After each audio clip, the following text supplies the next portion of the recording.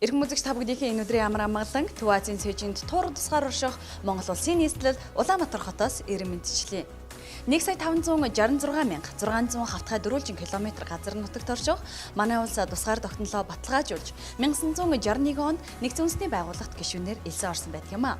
Тэртээ 1945 онд дэлхийд дахинд инх тайвныг зогслооход чиглэсэн улс орнуудыг игнэндээ нэгтгэснээр үүсгэн байгуулагдаж байсан тус байгууллагт элсэж орсон улс орон бүр нэгдсэн үндэсний байгууллагын дүрм журам олон улсын хэм хэмжээ зарчмуудыг хүлээн зөвшөөрсний үндсэнд гишүүнээр элсдэг зарчимтай. Тэр хэмжээгээр гишүүн орны хүлээх олон талд үүрэг гэж бий. Түүний нэг бол инхийг сахиулах ажиллагаа. Монгол улсын зэвсэгт хүчний тухайд 2002 онд Конго улсад цэргийн 2 ажиглагчаа илгээснээр хувь нэмрээ илүү бодиттой оруулж ирсэн гэж үздэг бөгөөд тэр үйл явдлаас хойш өнөөдөр хүртэл 10 гаруй жилийн хугацаанд Монгол улсын зэвсэгт хүчнээс давхарцсан тоогоор 14,000 гаруй цэрэгдаачид эх орныхоо нэрийг өндөр төргөн инхийг сахиулах ажиллагаанд үүргээ нэр төртэй гүйцэтгэсэн дүн мэдээ бий.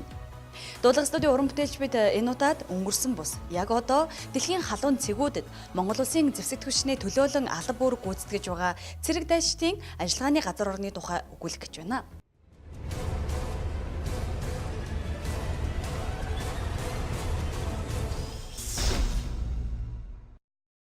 Яг одоогийн байдлаар дэлхийд цагийн байдал докторгүй 20 гаруй оронд нэгдсэн үндэсний байгууллагын инхийг сахиулах ажиллагаа явагдаж байгаа. Харин манай улсын тухайд Африк тивд орших бүгд найрамдах ардчилсан Конго улс, Баруун Сахар, бүгд найрамдах Судан улсын Дарфур мужи, бүгд найрамдах Өмнөд Судан улс, Исламын бүгд найрамдах Афганистан улсуудад 1200 гаруй аавын хүү, ээжин охид эх орон зэвсэгт хүчний төлөөлөн үүрэг гүйцэтгэж байна. Үүнийг улс тус бүрээр нь задлуул. Бүгд найрамдах ардчилсан Конго улс. Бүгд найрамдах ардчилсан Конго улс нь Африк тивийн дунд орших нийтдээ 2,267,600 км квадрат газар нутагтай 350 орчим угсаатны бүлэг овог бүхий 67.5 сая хүн амтай улс орон юм. Газар нутгийн хэмжээгээр Африк тивдээ Судан, Алжир улсын дараа 3 дугаарт бичигддэг. Хойд талаараа бүгд найрамдах Конго улс, Төв Африкийн бүгд найрамдах улс Судан, зүүн талаараа Уганда, Уванда, Бурунди, Танзан, зүүн өмнөд хэсгээрээ Замби, өмнөд талаараа Ангол гэсэн 9 улстай хилцалгаа оршдог. Тус улс баруун талаараа Атлантын далайтай холбогддог гарцтай. Газар нутг нь ширэнгэн ой, гол нуур, намаг ус, идэвхтэй галтуул, дархан цаазтай ой, цэцэрлэгт хүрээлэн зэрэг байгалийн өвөрмөц тогтцойгоос гадна байгалийн асар их баялагтай улс орон юм. Тус улсад үүссэн цагийн байдалтай холбогдуулан нэгдсэн үндэсний байгууллагын инхийг сахиулах ажиллагаа өрнөж байна. Үүнд манай улсаас цэргийн ажиглагч офицер үүрэг гүйцэтгэж байгаа бөгөөд гал зогсоох гэрээний биелэлтийг хянах, ажиглалт, эргүүл зохион байгуулах, зэвсэг хураах үйл ажиллагаанд хяналт тавих, сонгуулийн үйл ажиллагаанд ажиглагчаар оролцох зэрэг үүргүүдийг хүлээн үүргээ амжилттай гүйцэтгэж байна. Баруун Сахар. Баруун Сахар, Хойд Атлантын далай, Мавритан, Марокко улсын хооронд оршдог. Нийтдээ 266,000 км квадрат нутаг дэвсгэртэй, усан хилийн урт нь 1110 км, хуурай замын хилийн урт нь 2046 км. Баруун Сахар голдуу намдор газар зөнхөлдөг ба чулуу болон элсээр бүрхэгдсэн говь цөл байдаг байна.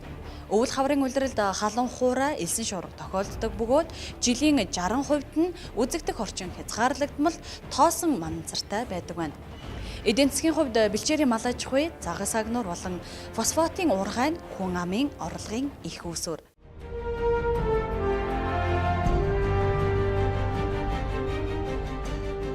Нэгдсэн үндэсний байгууллагын аюулгүйн зөвлөлийн 1991 оны 4-р сарын 29-ний 690 тод тогтоолыг үндэслэн тус улсад нэгдсэн үндэсний байгууллагын инхийг сахиулах ажиллагаа явагдаж байна. Тус ажиллагаанд манай цэргийн ажиглагч офицер гал зогсоох гэрээний биелэлтийг хянах, Марокко улс нь цэргээ хоригдуулж байгаа эсхийг хянах, заагдсан районд Марокко болон Полисариогийн фронтын цэргийн тооны харьцааг хянах, Баруун Сахарын улс төрийн хоригдлыг суллах алхмуудыг хийх, дайнд олзлогдохстыг харилцан солилцох үйл ажиллагааг ажиглах, дөрвөсдгийг эх оронд нь буцаах хөтөлбөрийг хэрэгжүүлэх, сонгуулийн эрх бүхий хүмүүсийг бүртгэх, шудраг, чөлөөтөө санал асуулгыг зохион байгуулж, үр дүнгийн тодорхойлох үүргийг хүлээж байдаг. Тус үүргийг биелүүлэхдээ газрын болон агаарын эргүүл, ажиглалтын цэг зохион байгуулах, сөргөлдөгч талуудын цэргийн штабт айлчлан мэдээлэл цуглуулах, цэргийн анги нэгтгэлүүдийн байрлал, зэвсэглэл, техник, хүн хүчийг хянах замаар хэрэгжүүлдэг. Цэргийн ажиглагч нар 9 ажиллагааны салбарт хуваагддаг бөгөөд салбарууд 12,000-аас 47,000 км квадрат нутаг дэвсгэрийг хариуцдаг байна. Цэргийн ажиглагч нарын салбарууд өдөр бүр дунджаар 25 өдрийн болон шөнийн эргүүлийг үйлдэж, салбар тус бүр 7 хоногт дунджаар 18 өдрийн болон шөнийн эргүүл үйлдэж, 2000 км зам туулдаг бөгөөд сард дунджаар 35 удаа агаарын эргүүлийг хийж, 100,000 км-с их хэмжээний замыг туулдаг гэсэн тоон судалгаа байна. Бүгд найрамдах Судан улсын Дарфур муж. Бүгд найрамдах Судан улсын Дарфур мужид зохион байгуулагдаж байгаа Нэгдсэн үндэсний байгууллагын энхийг сахиулах ажиллагаанд Монгол улсын цэргийн 2 дугаар шатны хээрээ эмнэлгийг хандивлах тухай хүсэлтийг эрүүлсэн байдаг юм а. Уг хүсэлтийн дагуу ажиллагааны газар оронд Монгол улсын зэвсэгт хүчнээс цэргийн хээрийн 2 дугаар шатлалын эмнэлэг 2010 оноос эхлэн өнөөдрийн хүртэл үргээ амжилттай гүйцэтгэж байна. Ажиллагааны ерөнхий цагийн байдал тогтворгүй. Хууль бус зэвсэгт бүлэглэлүүдийн үйл ажиллагааны эрчим өндөр. Тэм ч учраас манай эмнэлгийн бие бүрэлдэхүүнд учрах эрсдэл, гүйцэтгэх үүрэг ихээхэн онцлогтой. Цэргийн хээрийн 2 дугаар шатны эмнэлэг Нэгдсэн үндэсний байгууллагын тавьж буй стандартад нийцүүлэн баазын хамгаалтын байдал, хангалт, орчны нөхцөл байдал зэргийг харгалзан бүх төрлийн тоног төхөөрөмж, материал, сэлбэг хэрэгслийн хангалттай нөөцийг бүрдүүлсэн учраас ажиллагаанд үүрэг гүйцэтгэх боломжтой. Манай 68 хүний бүрэлдэхүүнтэй эмнэлэг Бүгд найрамдах Судан улсын Дарфур мужид зохион байгуулагдаж байгаа Нэгдсэн үндэсний байгууллагын энхийг сахиулах ажиллагааны хойд хариуцлагын бүсэд буюу цэргийн хүчний төв штаб байрладаг Судан улсын Дарфур мужийн төв хот болох Эль Фашер хотоос баруун хойш 170 км зайд байрлах Кабкабия сүрэнгийн хажууд байрлах Нэгдсэн үндэсний байгууллагын цэргийн баазад байрлан үйл ажиллагаа явуулж байна. Цэргийн хээрийн 2 дугаар шатны эмнэлэг нь ажиллагааны хариуцлагын умард бүсэд үүрэг гүйцэтгэж, Нэгдсэн үндэсний байгууллагын цэргийн хүчин, иргэний цагдаа, цэргийн ажиглагч, штабын ажилтнууд, олон улсын болон орон нутгийн гэрээт энгийн ажилтан, олон улсын байгууллагуудын ажилтнууд, Нэгдсэн үндэсний байгууллагын сайн дурын ажилтнуудад ойролцоогоор 5,000 хүн эмнэлгийн 2 дугаар шатны тусламж үйлчилгээг үзүүлэх үндсэн үүрэгтэй юм. Бүгд найрамдах Өмнөд Судан улс. Дэлхийн хамгийн залуу тусгаар тогтносон улс бол Бүгд найрамдах Өмнөд Судан улс. Далайд гарцгүй хуурай газраар хүрээлэгдсэн. Африк ТV-ийн зүүн хойд Сахилийн бүсэд оршдог. Нэгдсэн үндэсний байгууллагын аюулгүй зөвлөлийн шийдвэрээр Бүгд найрамдах Өмнөд Судан улсыг 2011 оны 7 дугаар сарын 9-ний өдөр дэлхийн 193 дахь Бүгд найрамдах тусгаар улс хэмээн аль биесээр бүртгэсэн. Улсын нийслэлийг Жуба хотоор тогтсон байна. 10 гаруй жилийн туршид хойд Суданаас салан тусгаарлахын тулд 1.5 сая гэмгүй номхон ард иргэд амнасаа алдсан тоо мэдээ энэ улсад бий. Өмнөд Судан нь тусгаар тогтнолоо зарлан тунхаглах асуудлыг бүх нийтийн санал асуулгаар шийдсэн бөгөөд ард иргэдийн 99% зөвшөөрснөөр ийхүү тусгаар тогтнолоо зарлан тунхаглаж чадсан юм. Нэгдсэн үндэсний байгууллагын аюулгүй зөвлөлийн 2011 оны 7 дугаар сарын 8-ны өдрийн 1996 дугаар тогтоолоор Бүгд найрамдах Өмнөд Судан улсад энхийг сахиулах ажиллагааг явуулж байна. Тус ажиллагаанд Монгол улсын зэвсэгт хүчний 850 хүнтэй мотобуудлагын батальон нь 2012 оноос эхлэн үүрэг гүйцэтгэж байгаа.